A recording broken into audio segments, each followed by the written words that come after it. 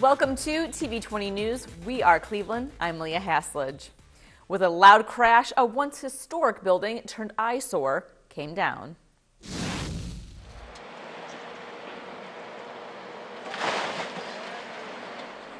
Onlookers watched as a portion of the Swift Meats building off West 65th was decimated.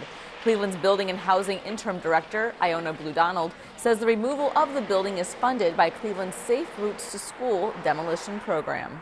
That program raises structures, both residential and commercial, within 1,000 feet of safe routes to CMSD K-8 schools. As part of the enhanced services budget that was brought about as a passing of issue 32, we were allotted, meaning Building and Housing, $13 million to raise structures throughout the city. So today you see just the culmination of years and years of events that have brought us to today in the demolition of this building. Ward 3 Councilman Kerry McCormick says the removal marks the beginning of a rebirth of the Stockyards neighborhood. We're excited to be able to announce today that this building, phase 1 of its demolition, will start today. It is completely in disrepair. There's no reuse for it. What we're also excited about, though, is that once this site is cleared, there are over 800 manufacturing jobs within, I think it's a half-mile radius of here, and we're right down the street from Max Hayes High School. So we're excited about the future potential of this site becoming a food distribution and manufacturing hub for Cleveland. So not only are we removing a blighted building today, but we're clearing the path for future economic growth in the city of Cleveland. Councilman McCormick also hopes that the tearing down of this building sends a message. Knocking down this building is going to show the community that action is happening, that the mayor cares, that I care, that we care about the safety and well-being of the community, and we're putting our money where our mouth is on that. So you're seeing dollars go into here from the city to remove these buildings to ensure that the community has a safe place to be and to walk. And it's, again, showing the folks that we care and we're taking this very seriously. The Rock and Roll Hall of Fame induction ceremony is less than a month away, but as we learned in a recent press conference, the economic impact can already be felt in our city. President and CEO of the Rock Hall, Greg Harris, said that 80% of visitors are from out of town, and the direct spending in 2017 brought in $127 million. But the reaction is more global, as Mayor Frank Jackson noted, while also thanking Greg Harris and the Rock Hall. No matter where I go in this country, and if in the few times I've been overseas, no matter where I go, one of the things that people will know about Cleveland is the Rock and Roll Hall of Fame Museum. And so I want to, again, thank him for not only the work he does locally, but for the image that this museum has throughout this world. Mayor Jackson said it took some convincing to get the inductions in Cleveland every other year. And one of the selling points that we were able to make to New York, who had the final say-so, that if they did it in New York, the inductions would be just one of the things that happened there on one day. But if they did it in Cleveland, they would be the centerpiece of Cleveland for an entire week. And they found that to be true. And because of that, as Greg has said, they've been back, and they have come back again this year, and they will be back every other year. After that is our hope. Colette Jones from Destination Cleveland told us what we could expect when inductions come to town. Really, we're expecting quite a bit of activity in downtown Cleveland. So many of our restaurants and hotels are doing things to support the event with live music, just the amount of partnership that we've seen that people really want to come to the table and be a part of. We're really excited about that. In addition, there's also international media and national media who are interested in coming to town, so there's a real opportunity to really highlight everything that's going on in Cleveland. The thing I'm most looking forward to is just the way the city comes alive. I mean, you just come downtown, you see so many people, and you hear the music, and it's just it just gives you such a point of pride when you're down here during the induction. So I'm really excited to be a part of that and see the city really come alive. Rock and Roll Hall of Fame Induction Week kicks off on April 7th.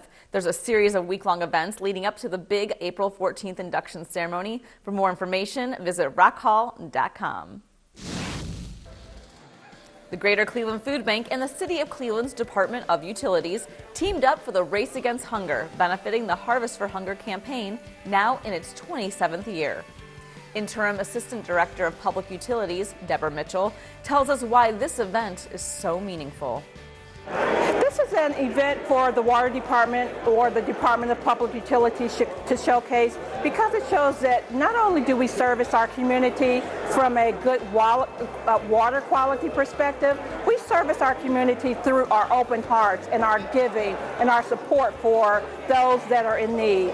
We are so excited to have teams that will be running through our building and collecting canned goods and dollars to donate. Remember, only $1 supports 4 meals, so we are so excited here at the Department of Public Utilities to be able to be a part of this very significant event.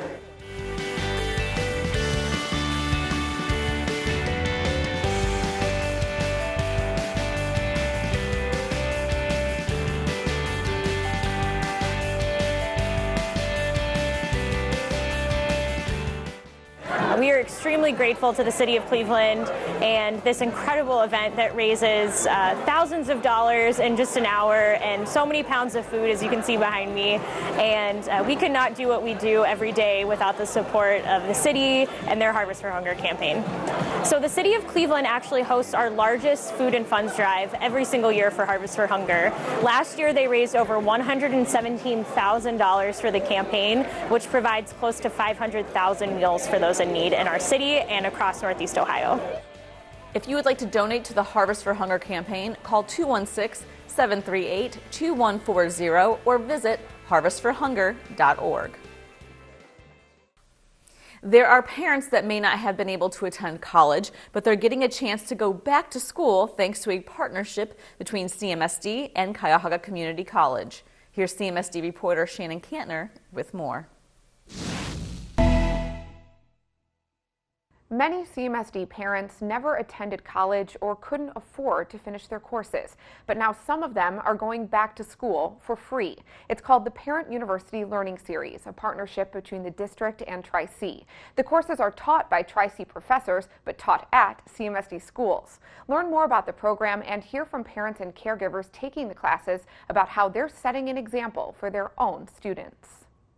Lakita Richardson went to college right after high school, but not long after, she dropped out. I didn't have the support that I really needed at the time. But now she's found that support in the district's brand new Tri-C Parent University Learning Series, offering free college courses for CMSD parents and caregivers, along with educational activities for kids while mom or dad is in class. I think it's something good for my daughter to see me further in my education, and I feel great. I feel invigorated, I feel motivated, and I'm receiving very good grades in the course. This course is called Psychology of Success. It's focused on personal development, goal setting, self-image, and more, complete with a textbook, papers, exams, grades, class participation, and, of course, a professor. I teach it at the college, and I teach it to young college students. And this is important because these are parents who are really dealing with real life issues. And so to see them, how motivated they are to want to continue their education, to learn about themselves, it's really rewarding. I love them. Among the parents and caregivers are also grandparents, like Zuema Negron, who works full-time and helps take care of her own children and grandchildren. She's happy the course fits in her busy schedule and enjoys the convenient location. It kind of lets me go to work, do what I have to do, and come straight here, and it doesn't interfere with, my daily routines. And you are getting college credit, so I don't think it matters where you go, as long as you're going and you're getting that education. It's that kind of mindset about college and career readiness that the district hopes parents, caregivers, and their students continue to strive for. We want to create communities and families that look at going to college as something that everybody can do, including our parents themselves. So they'd understand what their scholars might be going through when they matriculate to college, and to help plant that seed of creating this college-going culture. And thanks to this course, that seed has already been planted in these parents and their kids. It's just really nice. It's something that I actually look forward to, and my daughter also looks forward to coming here. And when she sees my grades and my A papers, she's just ecstatic. She's already saying she wants to go to college, so I'm definitely going to support her with that. Lakita plans to finish her degree too, and she's not alone. Her classmates also want to take more Tri-C courses, and our favorite grandma has inspired her son to finish his GED and go on to college. I usually talk about it and I just sit and cry, because it's just, you know, I'm not doing it for me, I'm also doing it for them, so they could see that anything's possible. All you have to do is just try. CMSD hopes to expand the program and offer more courses in the future. This spring semester is scheduled to begin January 18th. Parents can take a 2-credit or 3-credit course, and there's still time to register. Call 216-838-0331 for more information, or visit clevelandmetroschools.org/face. And for more stories like this, you can visit the CMSD News Bureau website at clevelandmetroschools.org/news. Reporting from the CMSD TV studio, I'm Shannon Kantner. Students that graduated from CMSD and joined the Cleveland Public Power Apprenticeship Program recently had a chance to meet Mayor Frank Jackson in his office at Cleveland City Hall. The apprentices are the 10th group to go through the program, which gives them on-the-job training. This program began in 2008 as a joint effort between Cleveland Public Power, CMSD, and the Mayor's Office as a way to kind of branch individuals who have decided not to go to college into careers that are sustainable and that will allow them to take care of their families. So because this program has been in existence for 10 years, we've had the privilege of helping a number of CMSD students progress through their career. So I think that as we're progressing through our next 11, 12, 13 years, we're looking to help these individuals to be successful in their lives as well as be successful as individuals at Cleveland Public Power. Anytime you reach a position where you can influence outcome, and if you're doing that and it's only to benefit yourself, friends, or family members, that's not the right way to do it. You have to do it in order to assist others and serve others and provide opportunities for other people who may not or would not have that opportunity but for you making the right decision. 2 of the students tell us why they got involved and what they think of the program. I did this because I wanted to change my life around. I was already going in a bad route, and I wasn't for sure what I wanted to do, college or be in the Army or something. And honestly, I didn't want to go back to college because who wants to do schooling all over again? So when I heard about this program, I was actually suspended at the time. So my counselor told me about it, and I got the opportunity to still get the papers and apply. So once I did that, I was determined to get in here. I think it's great. I'm learning, I'm progressing. The people help me, the staff is great. It's just a good experience. It's a family vibe. I love it. I'm happy that we're able to help people, young people in particular, have an opportunity that would not exist but for the program. For more information on the CPP's apprenticeship program, contact Aaliyah McBooth at 216-664-3922, extension 282. Well, as you know, our city has a rich history, and we want to test your knowledge every week. Our trivia question for this week: in what year was Cleveland chosen to be the home of the Rock and Roll Hall of Fame and Museum? Was it A, 1983, B, 1986, or C, 1995? We'll have the answer when we return. Listen, I realize that I'm not perfect, but it all really started to change because you judge me for having a problem. No one is going to know that I need help. I need help. I know that no one is going to judge me for having a problem. I realize that I'm not perfect, but it all really started to change because you listen.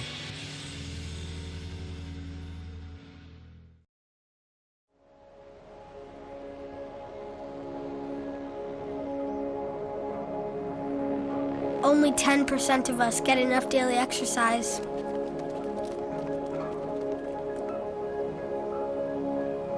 And that number is dropping.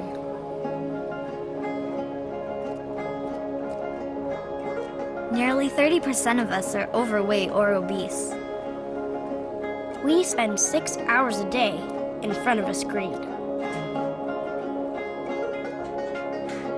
As a result, we now have a shorter life expectancy than our parents.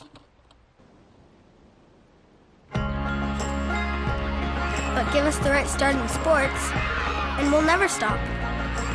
Learn how at active4life.ca.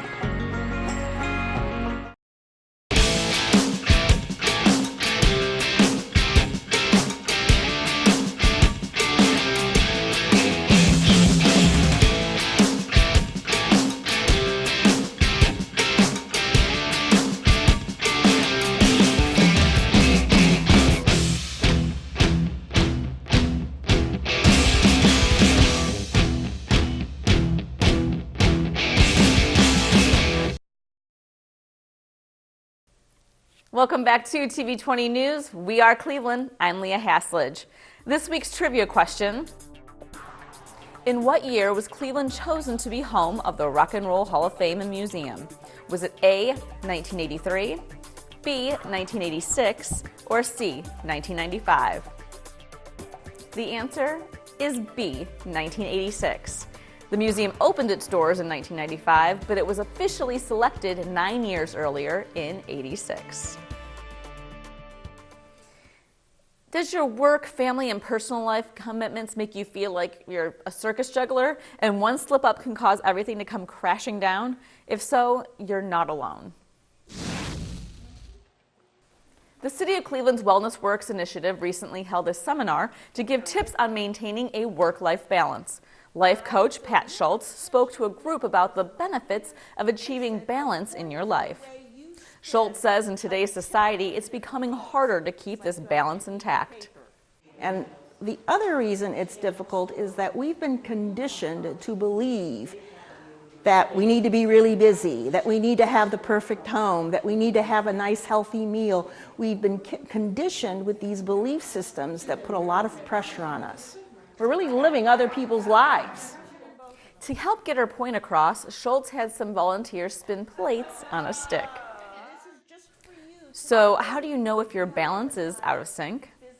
One easy step: when they're doing something and things aren't working out for them. In other words, they're saying, boy, I'm really overworked or I'm really overwhelmed.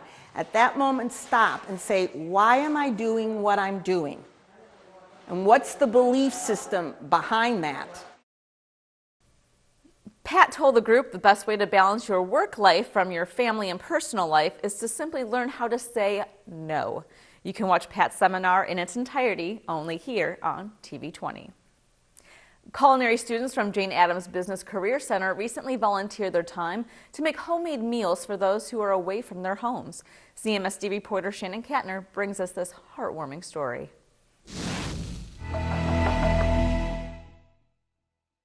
Ronald McDonald House is a home away from home for families going through what may be the most stressful time in their lives, when a child is in the hospital. In addition to a comfortable place to stay, families get free meals every day, usually from community volunteers. And recently, those volunteers were a group of culinary students from Jane Addams Business Career Center. Hear about their special home-cooked meal and why the families at the Ronald McDonald House of Cleveland say it's exactly what they needed. Some families call Ronald McDonald House home for weeks, months, and even years. I have a 14-year-old son who has water on the brain or hydrocephalus, and he's currently at Rainbow Babies. Our son is here. He was 25 years old. He got a double lung transplant on November 30th. He has cystic fibrosis. Between appointments and visits to the hospital, there's enough to worry about. So meals from community volunteers are a big help.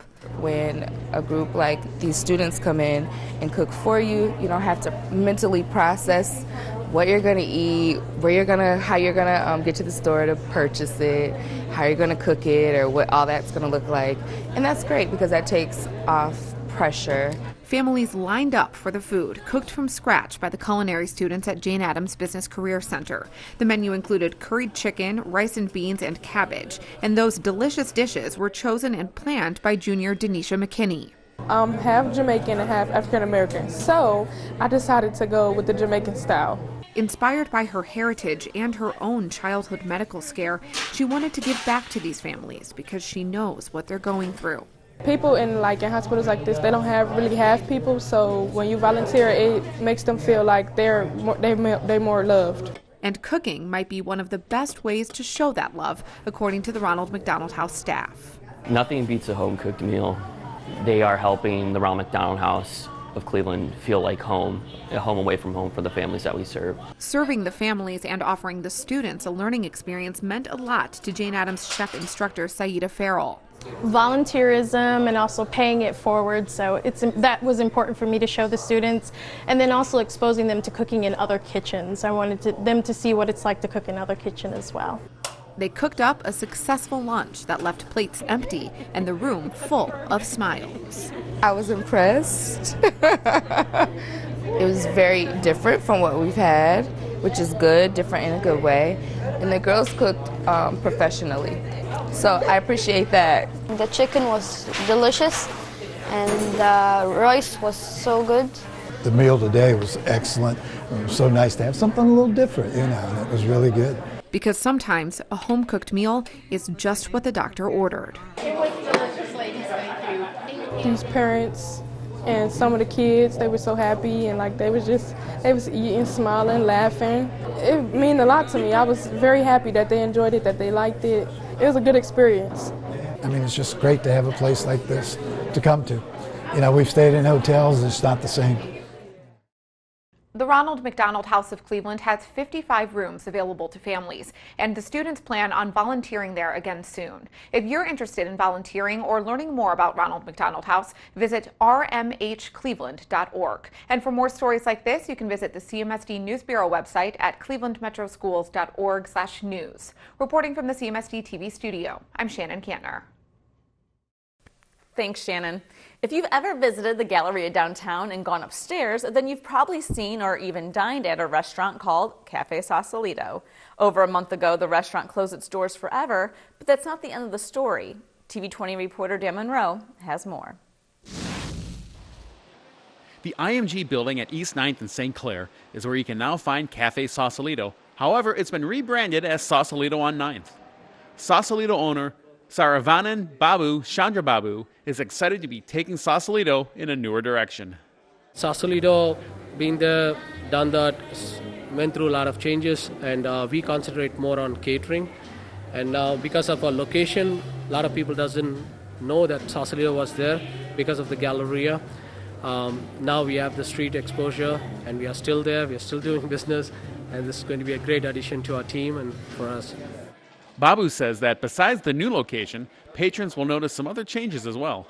The menu has been tweaked a lot with our chef Kenneth Boone. Our hours has been extended.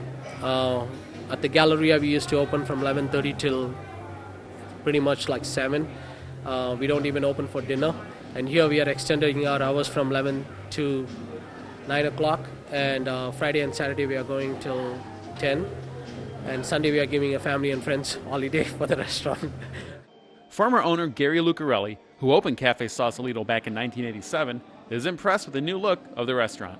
I love it, absolutely love it. I mean, I'm proud that he kept the name Sausalito because we had this idea of doing kind of California contemporary cuisine, tapas in those days. And he kept the name and kept the brand going, but a spectacular setting with a great view of the city.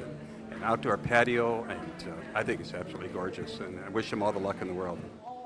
To help kick off the opening, representatives from Cleveland Mayor Frank Jackson's office were on hand to present Babu with a proclamation. At Sausalito on 9th, for TV20, I'm Dan Monroe.